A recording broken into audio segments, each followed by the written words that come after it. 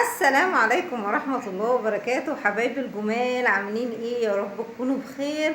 اللهم صل وسلم وبارك على سيدنا محمد. صل على الرسول حتى لو كنت مشغول، عشان ان شاء الله ربنا كده يحبك على طول. امبارح وانا قاعدة كده لا بيا ولا عليا، الاقي لك يارا جاية تقول لي يا ماما الحقيني الحقيني. اقول لها ايه يا يارا؟ ايه اللي حصل؟ في ايه؟ ورغد تعيط. قولي لي يا بنتي ايه اللي مضايقك؟ تقول لي بورس يا ماما، بورس يا ماما. قعدنا نجري ورا البورس ده، اما قطع قلبي من الجري. اجري وراه من هنا يجي كده، اجري وراه من هنا يجي كده، لغايه ما دخل فين؟ فزره راح فين؟ دخل جوه النجفه من فوق. بصوا، دخل هنا. شايفين النجفه دي؟ دخل بقى جوه كده في السلوك بتاعه الكهرباء دي، وقعد يتغلغل جوه. قعدنا بقى نعمل محاولات عشان نقتله، مفيش. فضل مستخبي جوه. قعدنا طول الليل مستنينه يطلع من الحته اللي وريتها لكم دي، مرضاش يطلع ابدا.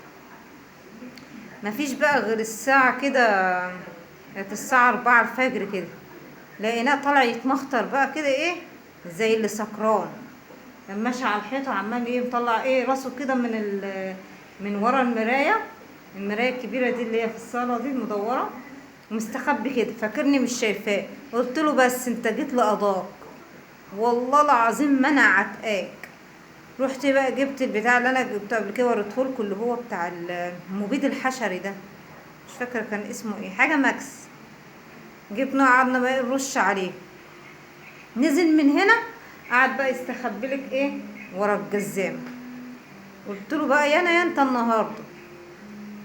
في الاخر بقى موتناه بالشبشب، وبعد كده خلاص بقى راح لحال سبيله. يلا النهارده بقى قلنا نشكر كل اللي حصل لنا ده. معرفتش انام بسببه. برص ايه، هو حاجه قد كده بس جبار. بس انا سمعت ان اللي بيموت البرص ده بياخد ثواب عليه.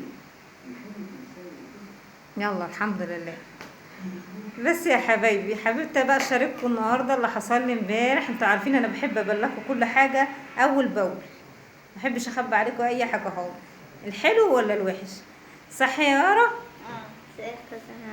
الله، عاملين ايه؟ وحشنا كتير. وحشنا كتير قوي. تعالي يا رغوده، ايه بتعيطي ليه؟ قولوا لهم بقى موقفك ايه امبارح لما لقيتي البورس. باي. قعدت تعيط بقى وتعيط.